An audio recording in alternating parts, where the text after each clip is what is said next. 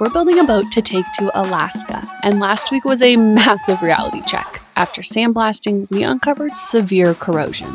Not surface rust, but holes. Everywhere. We looked at every option: epoxy patches, drilling and welling hundreds of holes, even scrapping the boat entirely and starting over. But that's not who we are. The boat deserves a second life, and if it's going to safely take us to Alaska, the repair has to be done right. So in this video, Riley takes our biggest risk yet, and he cuts the boat completely apart. This is a disaster. What do you think that looks like behind the plywood? It's demo day. Part 2. Starting with, we need to remove these hatches, these railings, and the fuel tanks. This is a carbide toothed Sawzall blade. I'm hoping that it works sweet for cutting all this aluminum. I don't have plans to use these railings. That's why we're cutting them off. Well, I do have plans to use them, sort of. I plan on cutting apart and reattaching these railings in a different way. These might be solid spuds, not tubes. That would be insane. What? It is, it's solid. That was pretty rough. That solid bar, to try to get through it with a Sawzall, that wasn't the right tool. So, new tool day. Every day should be new tool day. I got this, it's a carbide saw blade, death wheel. I'm absolutely terrified of this thing. To go along with it, I got this special version of this grinder that's got the rapid stop. It's supposed to be like a clutch system so that if it kicks, it will stop. And this saw blade is meant to go in this grinder. Allegedly, this is gonna be the bee's knees for all this aluminum cutting I need to do. I've never used a tool like this before. I've got a grinder with a paddle switch so that it will not lock on. And then you can see how that brake, how fast this thing stops. We'll see what happens. Did you guys see that? That's the craziest tool I've ever used for cutting metal. I don't like this direction. When I'm this direction, it would kick back towards me. ABC, always be climbing. The disc is climbing, which means when it's cutting, it's pulling away from you, like it's climbing up. Your strength is pulling against the tool rather than the tool pushing against your body weight. So it can be harder to do, but theoretically it's safer. Like that. Did you guys see the grinder catch and pull away from me like that? I think I'm gonna have to do this kind of in a two-pronged approach and also use the Sawzall. All right, 2 down, 6 to go. I think the whole point of this design is that the railing is supposed to just lift off, but after 40 years of corrosion and abuse, it obviously doesn't lift off anymore. Next up is to remove these door hatches. Main goal now is to not smash my hands. Getting this hatch lid swing back? No. How the heck do you take these off? I think I just realized that I have to close the hatch, undo the bolts from the inside, and then lift the hatch off while I'm inside there. Oh, dude, we could totally live back here. Oh, gosh. The answer is, it's heavy.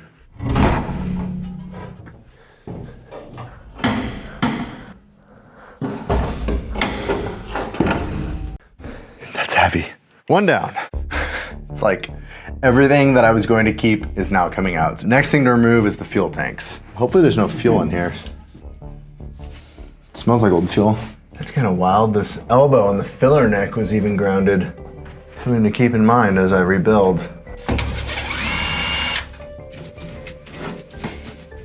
Wow, I am shocked that that actually came off that easily.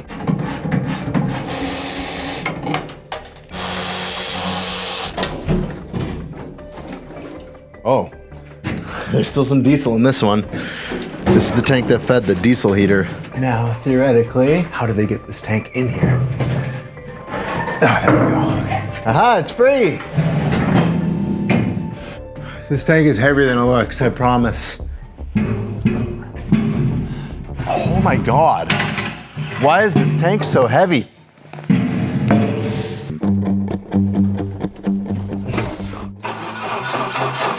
Come on, girl. Woo! I need to put this thing on the charger.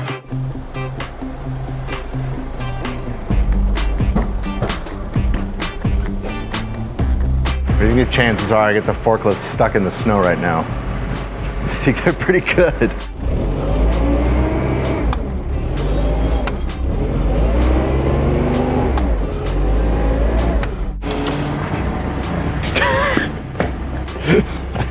I'm stuck. Okay, how are we gonna get this thing out? What is it even stuck on? Ah! Okay, now don't crash into the boat again. Welcome to the mezzanine. Dude, this space has been like the best, the space above the office. Where do I stack all this stuff where it'll be out of the way? I actually don't understand how these tanks are so heavy. I'm curious to put the ultrasonic thickness gauge on these and see how much they weigh or how thick they are. Fuel tanks, doors, windows, seats, miscellaneous parts, windows, railings. I don't know how this happens, but I don't think it matters how big the space is. It's like the project just expands until it consumes every square inch of the entire space. And check this out. This is galvanic corrosion due to steel in contact with aluminum. Whoa, even the nylock nuts were corroding. This is the little cage that would normally hold the nylon piece inside the nut, and it's completely corroded off. Wild. It's like the more I look, the more I need to take apart. This is the engine bracket. So technically, this is the transom, and this is the extension that the engines bolt onto. It also kind of makes that little back deck. It is not welded to the boat. It's a separate piece that bolts on. And I just noticed something when I was taking the fuel tanks out that's a problem. At some point in its life, this boat had twin Volvo diesel inboards back in here. But in the 40 years that it served for the US Navy, this thing had a lot of different lives. When that engine bracket was bolted on, they reinforced the back of the boat with this extra aluminum plate. So all these bolts right here are what hold that engine bracket on. But when they did that, they added a piece of 3/4 inch marine grade plywood back here in between. So sandwiched in between the transom and this plate is 3/4 inch plywood. And I have a fear that when I pull this apart, there's gonna be a whole bunch of corrosion where that soggy, wet, damp plywood was up against the aluminum, especially if it was pressure treated plywood, which a lot of marine grade plywood is, and it had chemicals in it that would have caused even further galvanic corrosions. I'm almost afraid to take this apart, but I've concluded that I have to take this apart. 1, 2, 3, 4, 5, 6, 7, 8, 29, 30 bolts. And you can see a bunch of pitting all the way around that. Oh, wow. I'm shocked that the nut just came off. I actually can't really believe that that just happened. Are these copper nuts or brass nuts? I think these might be brass nuts. That would explain that corrosion. Brass corrodes when connected to stainless steel in water, causing galvanic corrosion. So brass nuts on stainless meant that the nuts were just gonna corrode away. It's really interesting how like one simple mistake from a misunderstanding can lead to catastrophic failure in a marine environment. Where did water just come from?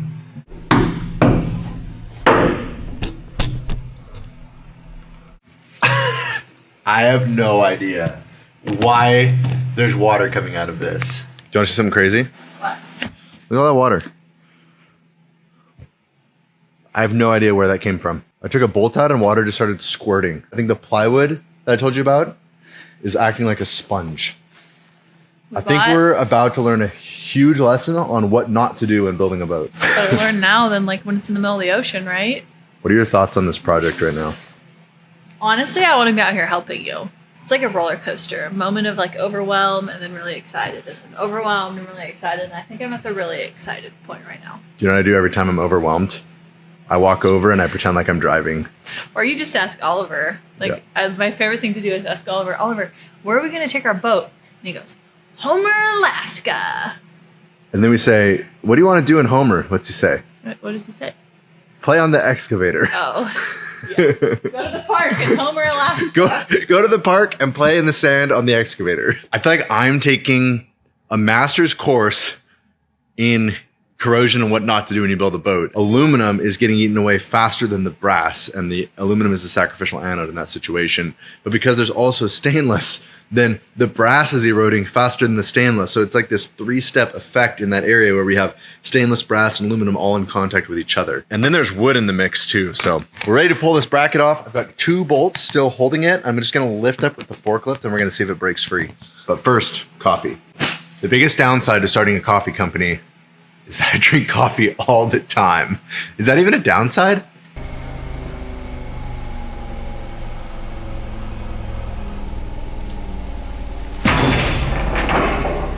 Okay, pretty sure if I just undo those last 2 bolts now, the whole thing's just gonna kind of tip onto the forks. At least that's the plan. Where'd the forklift die? Yeah, that's kind of crazy. The fuel tank sat here for a little while. This black goo right here is varnish that came out of the bottom of the fuel tank. So this is like fuel where all of the volatiles evaporated out of it and just left behind the junk. There's junk in your trunk? I should probably get that off of there too before it ends up like permanently soaked in and I can never paint that. Probably won't paint that though. Okay, what is about to happen?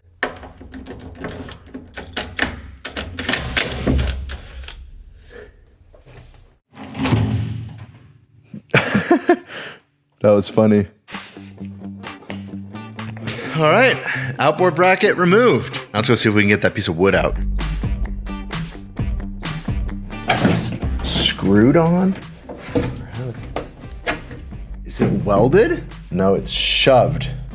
It's completely wedged in right up here at the top. And because the transom's angled back, there's no emanator to come out this way. It has to come out this way. So I already had to cut the bilge pump bracket off, which, why did they set the bilge pump up out of the bottom of the bilge by like 6 inches? The bilge pump sat on this bracket right here. Bam, there's the bilge pump. It's 6 inches up out of the bottom of the hole. So there was no way that it could ever get the last 6 inches of water, meaning the bottom of this boat always had water in it. Some of the decisions that were made in this refit make no sense to me, and terrified about what I'm gonna find back here. And the reason that I'm terrified is that if I hadn't found the corrosion in the bottom of the hole, I don't think I ever would even look twice at this and I would have just run it. And that means that whatever I find here would have just been in our finished boat. I think we're just moments away from, nope, it's still stuck. It's like it's stuck right around this thing. I need to remove these battery brackets to get this thing out.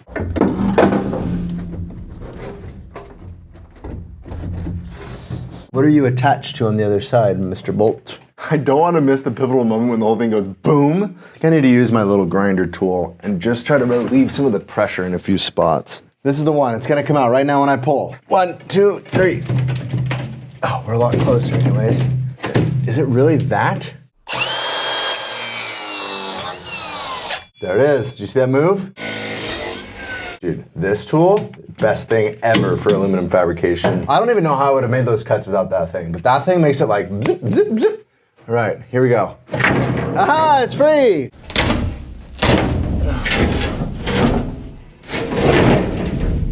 Oh my God.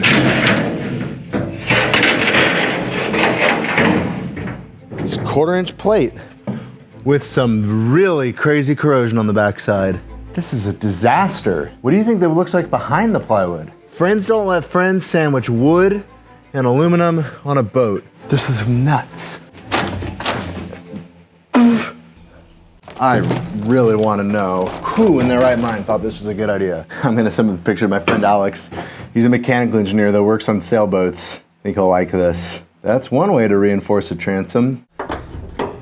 What they were trying to do was they were trying to stiffen up the transom of the boat. So when they installed that engine bracket, it had something really stiff to mount to. So they added that extra aluminum plate on the inside in here to kind of distribute the load across the entire back of the boat. The problem is that that engine bracket had a hole pattern already drilled in it, and they needed to put bolts through. And if you put bolts through and there was a gap in the middle, when you try to tighten the bolt, it's just gonna bend both plates and it's not gonna work. So they added the wood in the middle to take up the space so that when they tightened the bolts, it would all suck tight. I think that what they should have done is drilled the matching pattern on the plate in here. Then they should have welded spacers to that big plate that I pulled out, set the plate back in. That way when they put the bolts through, those spacers would take up the distance and they could tighten the bolts all the way. That would have been a much better way to do it than wood. There are also a few other key bad decisions that I've noticed that were made during that refit. There's these hatches that were here that I pulled out. And there's a whole gutter system along here. They're called the scuppers. There's a little hole in the gutter, and then this is sort of like the downspout so that rainwater will drain out the side of the boat. One on the opposite side. And then this channel right here, well, that runs all the way out the back of the boat. Somebody decided for some reason to weld a patch over that hole, and they sealed it up so that the water that was landing on this back deck couldn't go out the drain and out the back, which means that it was overflowing and going down inside the hole. I noticed when I was pressure washing this boat and trying to get all the water out that these bungs existed. So there's threaded bungs right here where there should have been plugs on the outside so that when this boat was pulled out, you could pull the plugs and drain all the water out of the boat. Well, somebody welded those holes up completely, solid. So I drilled those out. I used my drill and I drilled those bungs back out so that this boat would drain when I was pressure washing it, meaning there was absolutely no way to ever get this bilge dry. And this bilge sat for probably decades with water in it. And that's why we have all this corrosion in the bottom of the bilge. Enough rambling, let's get this plywood out and see what the damage is. I cannot get this last piece of plywood out. I'm hoping that if I drive a long screw through the plywood, it'll then push the plywood out because the screw won't want to go through the aluminum on either side. Oh my gosh, I should have done that a lot earlier.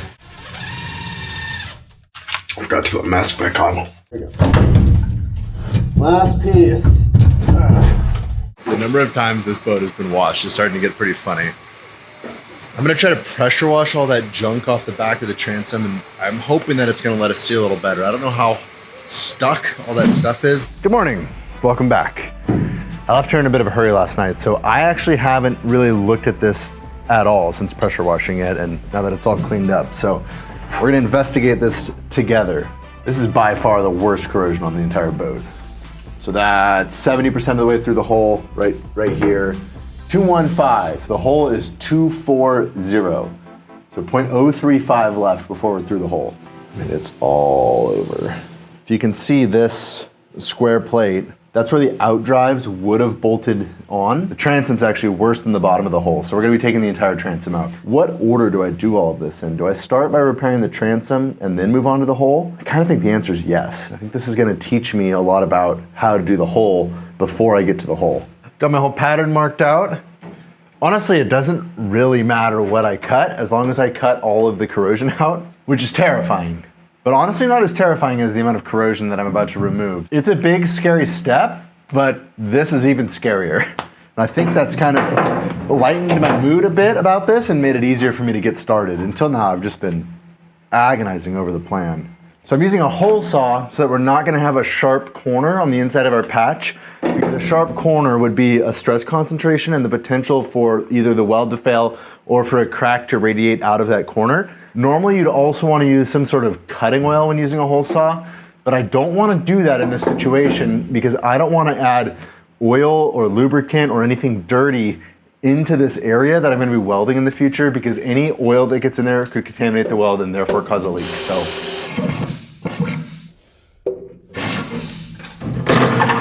Okay, so you can see I've got hole saw, hole saw, hole saw, hole saw as reference marks. Theoretically, that's going to allow me to transfer my cut marks from the inside to the outside. So if I do, I wonder if a pencil works well. Oh yeah, pencil, that's the business. Will pencil contaminate the weld? Will Sharpie contaminate the weld? Maybe I should use a Sharpie. Pencil it is. The key to sharpening a carpenter's pencil is to use the dullest utility knife you can find and go after it like a badger. Boat will provide. This is just like a random piece of bar stock that was in the boat. I think it was used to reinforce the hinges on the door inside. Makes a pretty good straight edge. I would like to remind everybody that this is a what I'm doing channel, not a how-to channel. And I don't recommend you try this at home. Is this the order I should do this in? I don't know, we'll find out. You're learning with me. Safety glasses and a face shield to ensure I can't see what I'm doing at all. I'm gonna try just cutting along my line and we're gonna see what happens. Wow, that worked shockingly well. I'm honestly shocked at how well that works. I crossed our first rib. I think our depth is perfect, and I'm just gonna keep cutting my way around this thing. Oh, that relieves some tension. I think this is like the epitome of no going back. Wow. Oh, I didn't cut all the way through there. Now it's all the way through. How's it going? This tool, this is the tool. What do you think? Honestly? I don't think you've seen the scale of what's happening back here yet right now. So I'm hoping if I can cut that out as one piece, I can just trace it. Oh. That's my template. Put the new one in, weld it all up, bada bing, bada boom. Like you could have that fixed today, maybe. Yeah, I think it's reasonable to think I could fix that today. By starting with the transom, it's easy for me to get to both sides of it. And I thought this would be a really good place to just wrap my head around what we're doing and learn. Yeah. It's like car body work on steroids. I've never done any car body work. But see like how these aren't lined up anymore? So when I put my new piece in, how do I get them all flat to each other? Do you tack temporary ribs inside? I think there's something called like dogs and wedges you do. You like weld thingies on that you can then use another tool to pry against. It's sort of like the screw pry bar method when framing. Thanks, Kyle. Yeah. We're still using Kyle at RR Buildings techniques. Slightly terrified. You're terrified? Yeah. Oh, you don't need to be terrified.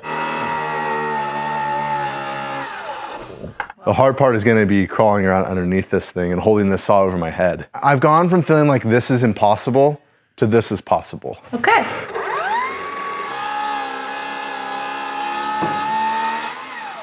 Did you hear that? Yeah, it moved a lot. That was kind of wild. Next step is we need to cut all the little welds that are attaching these ribs to that transom plate. Theoretically, if I just go like this, that should be done. I'm usually very pro guard on a grinder, and with this saw blade, it seems like the guard is a really good idea. But boy, is it making it hard to see what I'm doing.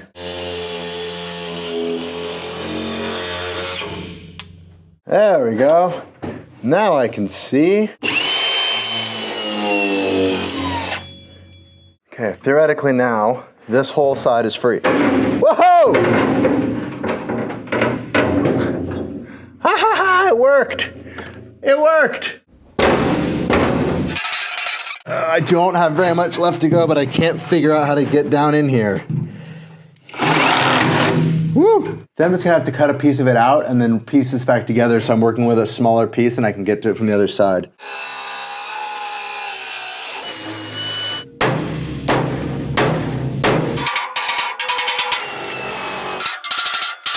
Oh my God, do you see that stuff? What is that? It's like thick and milky. It's disgusting, rotten water. Should have been drain holes drilled in the bottom of those.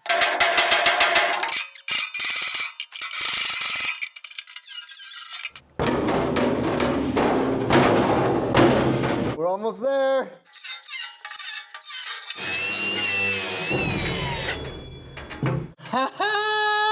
That was awesome. Hello! I'm like panting right now, I'm breathing so hard. Now, we'll be able to use this as a template for a new piece. But first, we need to get that little piece off the bottom.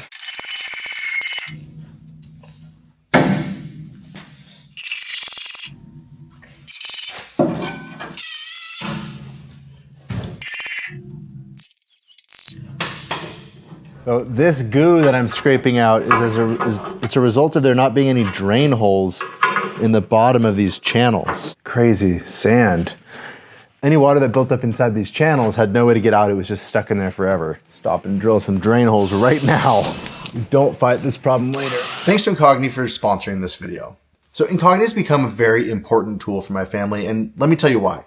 If I just Google search your name, I can find your address, your phone number, your date of birth, who you're married to, your employment, and so much more. Like, there is so much information out there on the internet, and it's not just being compiled, it's also being sold. Your personal information, my personal information are being sold by data brokers. And it's a problem that's only getting worse. In 2024, data breaches went up 211% from 2023. And that's where Incogni comes in. They go out and remove your information from people search sites, online databases, and data brokers automatically. You sign up once, Incogni sends the removal requests, and then they keep monitoring so that your information doesn't just pop back up.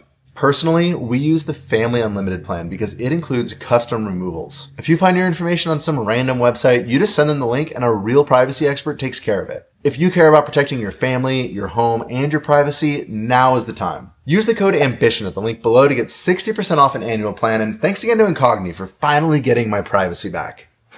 Aluminum's here. 5-foot by 12-foot sheets of 5086 alloy aluminum, which is like marine grade aluminum meant for the hulls of boats. We've got 2 sheets, 1/4 inch thick, and this is what we're gonna be using to repair the boat. Welcome back. It's the next day. It's actually the weekend. It's Oliver's nap right now. I kind of like snuck away to get a little piece of this project done during his nap. The problem is that it's super dirty back here and we can't weld to that. I need to get it cleaner. I did a bunch of research on how to clean a boat. Overwhelming, this stuff kept popping up on different forums. Starbright aluminum cleaner. So we're gonna give this aluminum cleaner a shot and see how it works. So the recommendation online was to use a weed sprayer. I think this is an acid, I better get some gloves. Part of me wonders if this is just pre-diluted muriatic acid and could I just buy it for cheap at the hardware store, but I read that muriatic acid is very reactive to aluminum and I don't wanna eat more holes in our boat. It smells like muriatic acid. I wonder what the chances are that they're just repackaging muriatic acid. The videos I looked at online, it's gonna be like, whoa, this stuff's amazing, and I just hope that that's the results that we experience today. We'll let that sit and do its thing for a little bit while we get the rest of our stuff ready. I also grabbed the bigger pressure washer that's been over at the barge ever since we painted the barge. I messed up and I accidentally left this pressure washer sitting in the engine room of the barge where it was able to freeze, and I never winterized it. So I'm just really hoping that the pump housing isn't cracked. I guess we're about to find out. I don't see any leaks. It needs gas. How do you not spill with these non-spilling gas tanks? Come on, baby. Dude, this thing always starts the first pull. I probably just jinxed it though. Here we go. Oh, I need more space. All right, I'm gonna pull the boat forward so we can wash it. Now is the forklift gonna start? Like so much has to go right just to do a simple task. I feel like I can already see a difference from that aluminum cleaner, especially on some of these bigger panels. They look brighter already. Now we're gonna find out. Oh yeah, that is so much better than the electric pressure washer. I actually feel like that aluminum cleaner did make a huge difference. That's way better. Give that Starbright aluminum cleaner a try. It made a really big difference on this boat. Oliver's nap time's over, so I've got to head home. We're gonna let this dry out and we'll assess the damage tomorrow and decide just how much of the bottom of this boat we're gonna start cutting out. Welcome back. First things first, I just wanna say, look how clean the boat is now. I know it still looks dirty, but trust me, it is so much cleaner than it was. And so this morning I went around and I circled a bunch of the most concerning spots with a Sharpie. This plate, this looks pretty good. You don't get very far down and you start getting into stuff that looks pretty bad. This is really bad. Look at that. In fact, I wouldn't be surprised if some of that goes all the way through. The inner side here is rotten out, so I didn't even bother looking at this whole piece down the middle. All of that needs to come out for sure. And then there's a few other places, like this drain plug was clogged. The whole area behind there is completely rotten out. So all that's got to go. So the next plan I'm going to do is I'm going to start tracing out and mapping out what shape I want to cut out the bottom of this thing. And then we're just gonna start cutting. Starting on the starboard side of the boat, I'm gonna take a 22-inch wide strip out of the middle of the boat and we're gonna replace that with new plate. I'm gonna need more space to work, so I already jacked up the front of the boat trailer and have it sitting on jack stands. Now we're gonna do the same thing in the back. So much easier with two jacks. You can do it with one jack, you just have to constantly run back and forth. It's crazy how stiff the boat is compared to the trailer. One of my concerns about doing this project this way is that if I cut too much boat away, the whole boat is just gonna like collapse on itself. It's got a lot of tension built into it, that's how they're made. Let's say I actually went ahead with my original plan and I cut the entire bottom of the boat out. I'm pretty sure that there's so much tension in that bottom plate that once I freed it up, the entire structure of the bottom of this boat would release itself and try to open up, and I would never get it back again. I'm gonna go drill a little reference point at where that bulkhead is so I know where to stop. I didn't know how nice it was gonna be to have that hole in the back of the boat that I can crawl in and out of. Now, we go underneath the boat to mark out the rest. Another thing I like about this plan is it means that the boat can stay sitting on the trailer. I don't have to figure out some sketchy way to block it up off the trailer. Bam! That is a lot of metal to cut out. Oh, am I sure I want to do this? Yep, final answer, no looking back. Let's do it, let's cut it. Hardest part is getting started. New blade day. So this is a 40-tooth carbide blade to replace this one that's been on here since, well, the entire time I've had the saw. Does anyone else get as excited as I do about new saw blades? This is a new one for me. Skill sawing upside down on a boat.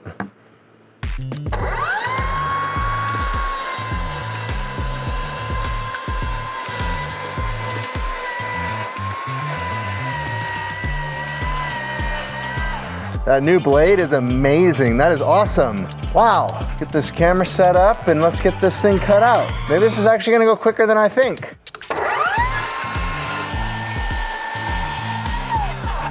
Woo! I had to just kind of go for it, you know? Can't see anything through this mask. It's like, is this mask making me safer or more dangerous? Oh my gosh. The mask has to make me safer. All right, we're lined up again. Here we go. All right, we're making good progress. Okay, so now I'm gonna cut this way. The good news is that when I look down it, the side that we're keeping still looks straight. The side that looks all bent and warped is the side that we're cutting out. I think that's a bunch of tension in there from me welding right there. That's the spot that I did my test repair to see if I could just weld the pits up. And I think I added a bunch of tension in the metal and they all got released just now when I cut that free. That's crazy. It's like an inch. So now we basically do the same thing, but with the little grinder, and we're gonna cut all the way down along the keel from the bottom, hopefully all the way through, all the way down the keel. I'm trying my best to film this, but this is so difficult to film. Whoa. Flat to the keel. That is working, but I'm getting pelted by the chips and it hurts, and I'm worried it's gonna hurt me. I don't like to wear gloves when I use a grinder, but I'm gonna wear gloves this time. Dude, this is so fast. I don't know what I would do without this Sawzall or something.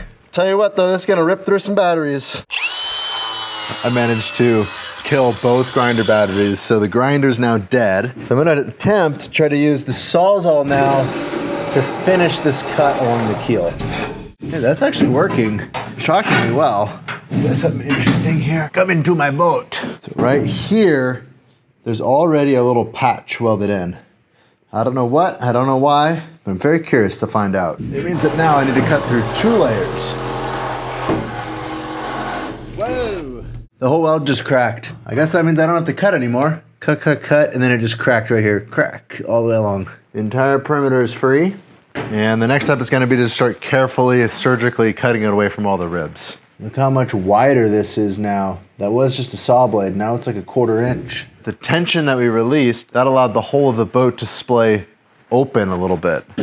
So I think we're probably gonna need to pull that back in again. I think that further reinforces the decision to do one section at a time. It's time to go pick Oliver up from Grandma's house. That's all I have time for today. So we'll be back on this tomorrow. Guys, when I went to leave yesterday, there were little shards of aluminum in everything, in my ears, in my nose, in my hair, down in my shoes, in my socks. I don't think there's any way I'm getting that stuff out of my socks ever. So I'm going to tape my pants to my boots so that I don't get metal down in everything again today. There we go.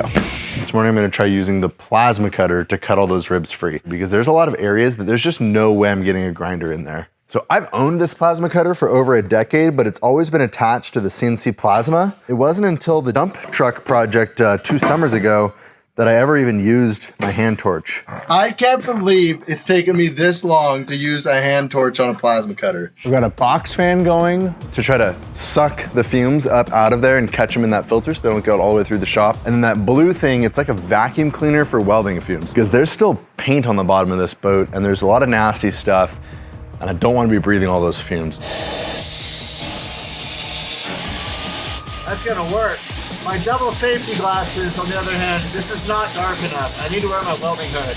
So the downside to this is that with this mask on, the hood can't come down all the way, so I have to like look up out the corner of my eyes. It's not ideal.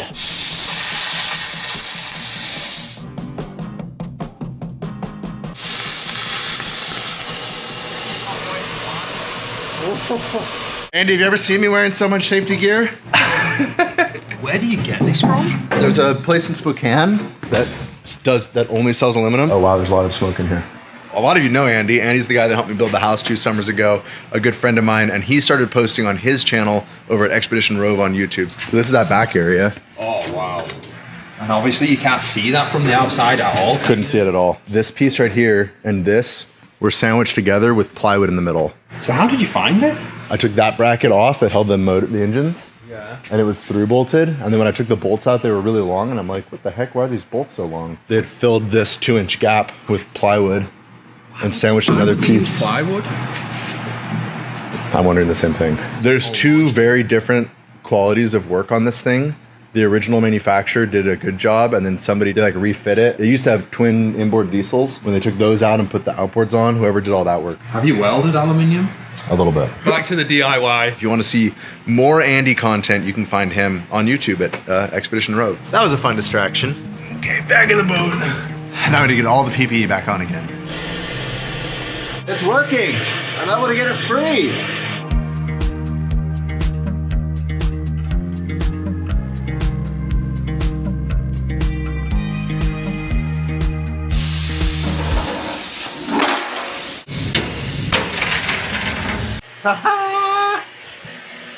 1/4 of the way there.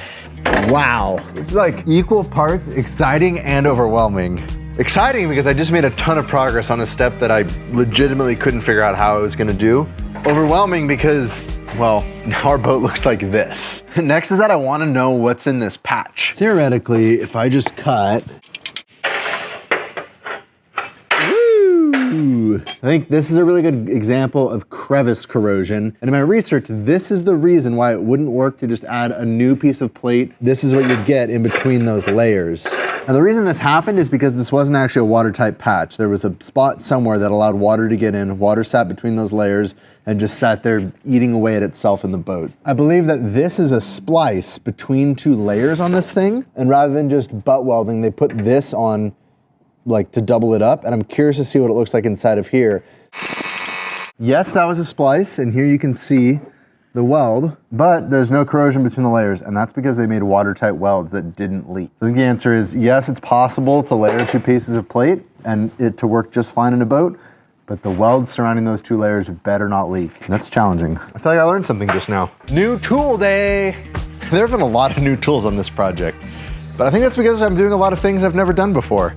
So this is actually not a new tool. This is a used tool. I found it on eBay, a Ferd, P-F-E-R-D, Alumimaster. This is also known as a finger eater. By the way, don't ask me how I learned this, but I learned that with this type of paddle wheel grinder, it's very important to take the battery out when you're putting a new tool in it. And that's all I'm gonna say about that. This, because it uses carbide inserts and is a cutting tool, it's gonna cut away all the dirty, contaminated aluminum and leave shiny new aluminum. At least that's the idea. And I hope that it works as well as I think it's going to work, because it should make all this cleanup we have to do right now pretty easy. Theoretically now, I'll be able to take this wheel with these inserts and run it along this weld, and it's gonna mill that entire weld off and leave us a clean surface to weld to.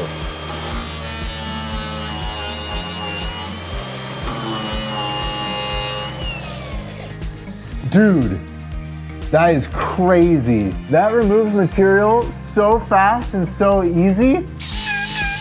I am pushing about as light as I possibly can.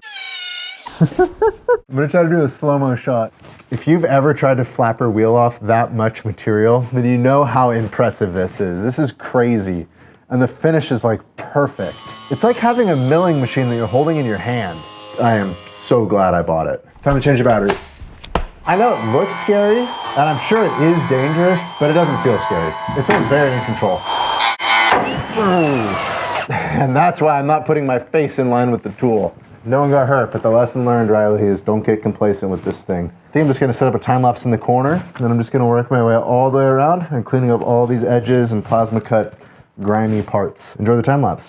Today marks day 3 of working on this, replacing this section of the hull. In my mind, I had split this into 4 days, 1 for each section. I think I was a little overambitious on my timelines for this project, but either way, I'm still really happy with where things are going. I'm trying to talk while sweeping, and that is pretty difficult to do. I'm gonna show you guys like how coarse the chips are that come off that carbide insert grinder. I don't know what you call that thing, that Alumimaster. These are thick chips. It also makes the cleanup a lot easier. And hopefully by the end of today, we're welding a new piece of metal in. Another day, another aluminum delivery. First I bought material for the top side, the cabin project that we haven't even gotten to yet. Then I ordered 2 sheets for the hull. And then I realized I needed another sheet for the transom, so I ordered that piece. I think that's gonna be it for buying aluminum for a while, which is good because it's not cheap. All the old welds are ground off, all of the braces, and it's time to start figuring out how to clean the bottom paint off. I was originally planning on using my metal conditioning stripping wheel, but just like I mentioned before, I'm really concerned about sort of smearing the paint into the surface. I wanna remove the paint. I'm gonna try this thing.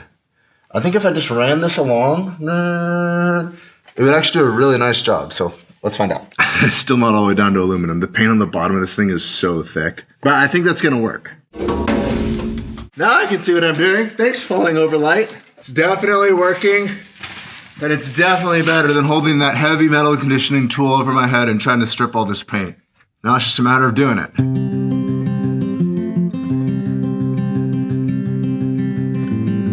So overall, that actually looks pretty darn good. I'll save you guys the gore, but I did just pull this out of my eye. Very challenging work. So these are tungsten carbide inserts. So these cutting parts right here are replaceable. So I bought this tool used, pretty darn used. And it seems like they've never been rotated. So I'm gonna go through and I'm gonna rotate all of them a quarter turn and put that most worn part facing inward towards the blade. All right, tool should be sharper now. We'll see if that's any better. So the goal now is to kind of make a place that our weld is gonna be able to penetrate into this metal rather than sit on top. The guy just keeps saying it, but it's unbelievable how well this works for this job. All right, I just need to do that all the way around. I almost can't believe it. I keep looking for more things that I need to get done before we do this, but I think it's time. I think it's time to cut our new piece of metal that we're gonna weld into our giant hole in the bottom of the boat. Our hole in the hole. So this is a 5 foot by 12 foot sheet of 1/4 inch thick 5086 aluminum, which is a special marine grade alloy. It's similar to 5052, but it's a little tougher and a little more corrosion resistant. Theoretically, we can just trace this, cut it, and weld it in.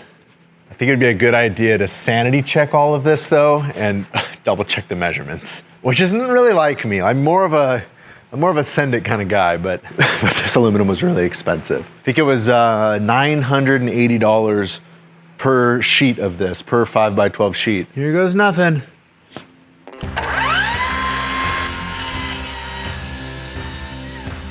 Words can't describe how excited I am that it cuts that easily with a skill saw.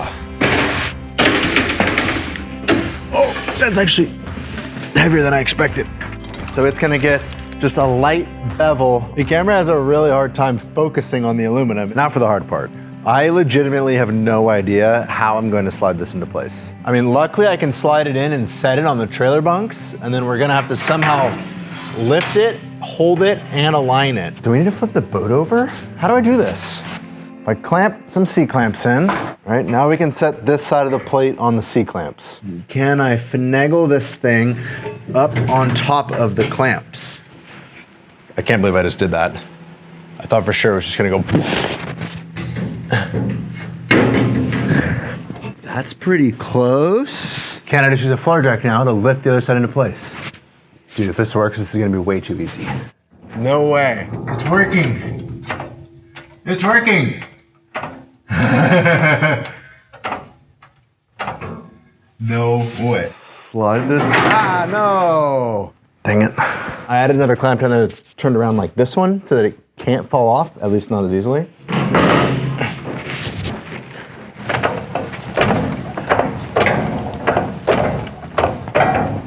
Oh, it fits. We're in the right spot in this corner. Can I just tack this corner right now? I think we're at that point. I think it's time to get the welder out. Got C25 for welding steel, straight argon for welding aluminum, and then I've got this one, I call this one the weekend bottle, and I filled this one with argon. So the weekend bottle is the one that you use on the weekend when you run out and the gas storage is closed. We've got a lot of aluminum welding in our future. I swapped my weekend bottle from C25 to straight argon. And now we're ready to get to work. Okay, this is called a spool gun. So on a traditional welding gun like this one, the wire spool is in the welder and the wire is pushed up through the whip into the gun. On a spool gun, the wire is actually right here in the gun. The feed rollers are here and it comes out here. On soft metals like aluminum, you'd never be able to push that wire all the way through the whip. But with the spool gun, we put the spool right here and it doesn't have to push it very far. So spool gun for welding aluminum. I had one on my old welder, the welder that I used to build the camper, and it worked great. I think it's gonna be the ticket on this boat because, well, for one, I'm not very good at TIG welding, and then for two, it would just take forever. Okay, theoretically, that's all we have to do. And I swapped between C25 mix and argon, so now my MIG welder's hooked up to argon. This is always the scary moment. I've had these little spools just go boing on me before.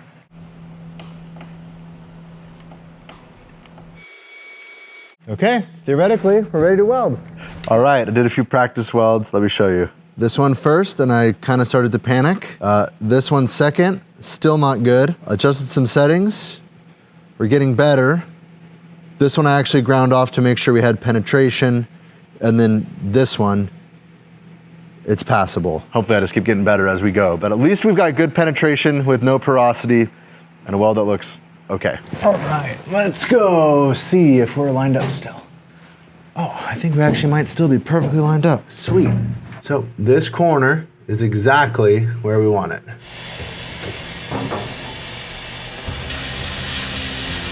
Hopefully that's gonna hold that corner in, and now we can push up, and we're just gonna keep getting things lined up in here. Now I'll go up top and I'm gonna tack it right there. Okay, so right here, we're flush and lined up.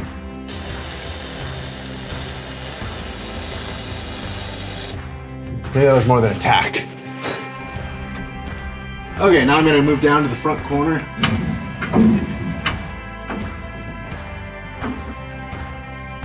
Oh, it is so close. Why doesn't that corner fit? I bet just a couple smacks with a rubber mallet and that'll be in. No way. No way. We're there, we're flush. That corner's in. This is motivating. I think the thing I'm worried about right now is getting ahead of myself and like building a ripple into it. I really probably should be working from one side all the way down to the other, or we'll do the keel last. Either way, it's going really well. Are you welding? I'm welding. Oh my God. Courtney, it's like, it dropped right in. It's all lining up. Everything, all the way on the ribs, like all the edges. I feel like this was too easy. Like it was a lot of work to cut that old plate out, and I'm only a quarter of the way of tacking this one in. But so far, it just like, it feels like it lined itself up. Overall, it's welding well. I'm getting good penetration. I'm not getting porosity. I ground one of the welds out to make sure, and it seems good. Like I'm happy with it. It seems like I was able to get the aluminum clean enough, which was my biggest concern. Oh yeah, that looks good. I think it's time to get sketchy with ratchet straps. So before I can weld this skin back in, I've got to pull the boat back together. And we're gonna use the skin as the reference. So we're basically gonna pull it till the skin's tight. Let's see, we've got, a little more than 1/8 of an inch there and about 1/16 of an inch there. Seems like this should work, but I really have no idea if I'm gonna be able to get enough out of these ratchet straps. Simple little things sometimes make all the difference. This little clamp, that's gonna keep the plate aligned right there. And now we're gonna try to suck this tight again. I think it's good it's getting. I forgot to take off my wedding ring. I don't know if it's a wise tale or if it's true, but I've been told that if you get a welding arc through your glove around your ring, it'll burn a circle around your finger and your skin will come off. No idea if it's true or not. I'm not gonna risk it, so I take my ring off. I think the next step is to try to just make sure that we're in the right spot all the way down the keel, and we can push up or down a little bit with the jack if we need to. My welds are getting better too. All right, this entire plate is all tacked in, and that's all I'm doing for now. I'm just doing some, well, I'm calling them tacks. They're like 1.5 to 2 inch long beads. Those are actually gonna end up getting ground out when I do my finish welds. But for now, we're calling that plate done. Just like double checking everything before I release this. This strap is under a lot of tension. And if you guys remember Mike, the man that we bought this boat from, he just had like his finger almost chopped off by one of these with a compound fracture in his finger. Here's a picture. Not good. I think I can release it with a hammer. Okay, here we go. Ready? Oh! Are you okay? Yeah, I'm fine. What was that? Me releasing the ratchet strap with a hammer because I didn't want to end up like Mike. Haha, my weld's held. Sweet. It's time to start cutting out this side. No going back.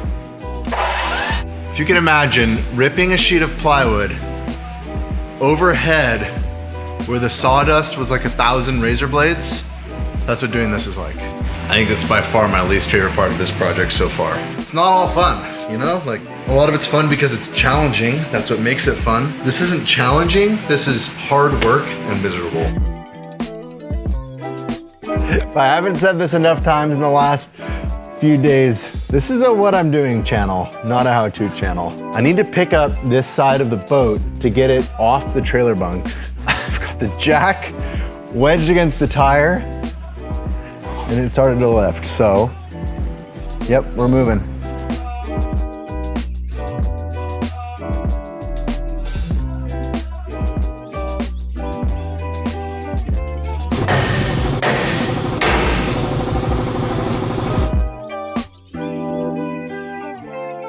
That was so much faster than last time getting that out of there. I think I can just slide this out. And because I managed to keep it in one piece, we even have a full template for making our new part. But I'm running into a problem, which is that I'm using up batteries in the grinder faster than I can charge them. But I found a battery adapter that was $9 that promises to let me use yellow batteries in my red tools. So let's find out. This feels terrifying, like I might light my tool on fire. Here we go. Ha-ha! The batteries for the red tools are like $200 a piece. Now I have batteries. If I have to tell Courtney. What do you think of my tool? I think you hacked the matrix. Can you admire my tool? I'm honestly just trying to not think too hard about what you're doing out there. Yeah, well, Courtney's not a big fan and I don't blame her. We're out of time for the day. It's time to go. It took me 2 entire days to do this side, what I've done in half a day on this side. That makes me feel like this project is actually going to be possible, but we'll see tomorrow. Today is the day that we weld the bottom of the boat together on this side.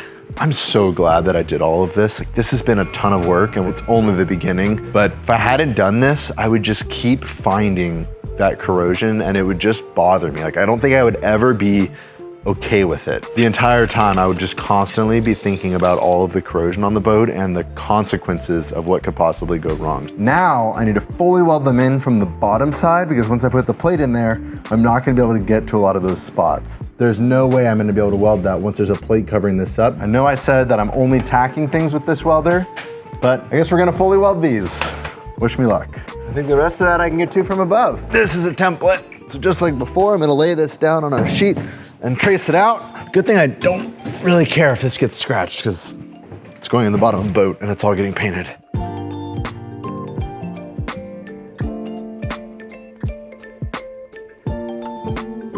I feel like I was a little more hasty on this one.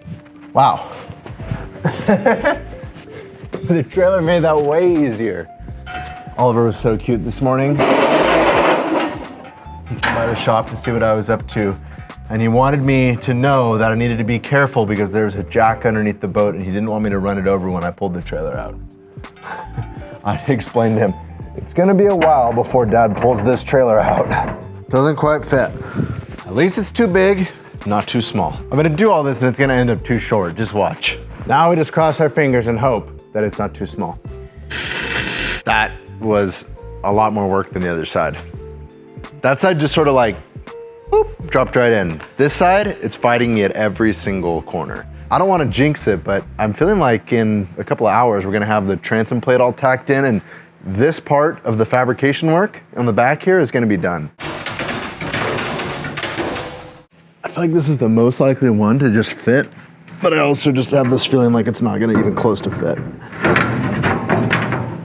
Actually, I think that's it. I just need to go very close. I think Courtney said this is gonna be the 10th day that I've been working on this project, which makes this the most consecutive days I've worked on a project for a single video. And I'm having a lot of fun on this project. It's really fun for me to be doing something new that's really challenging and kind of out of my comfort zone. It's all I'm thinking about. It's all I wanna do right now. The transom is done.